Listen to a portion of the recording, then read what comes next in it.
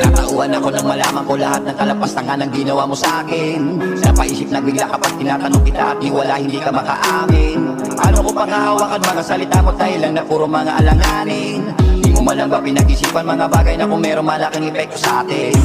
Kaya pala kapag kausap ka tila walang pakialam, lusaw na ang damdamin. Di napapansin mga ginagawa ko at mga niluto kong iba't ibang pagkain. Sa harap ng mga bakal nagtatalo tayo at pinapasos ang mga nakahain. Dito ang gusto kong biyaya na hiling ko nga at pinagkaloob niya na sa akin. Anong nangyari? Wala na ngang masabi. Kahirap patawarin ang ginawa mo sa akin. Anong nangyari? Wala na ngang masabi.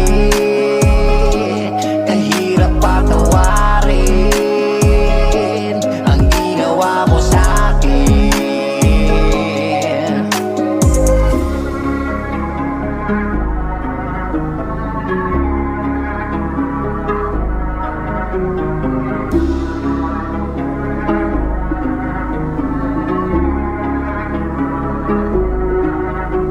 Sana napunta ang mga pangako mong walang makakapigil sa pagmamahalan natin.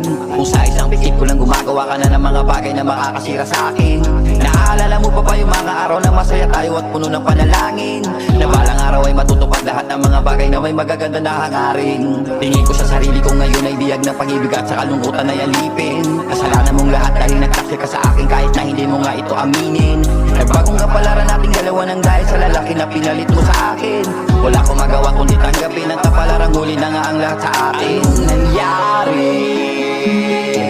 Wala na ngang masabi.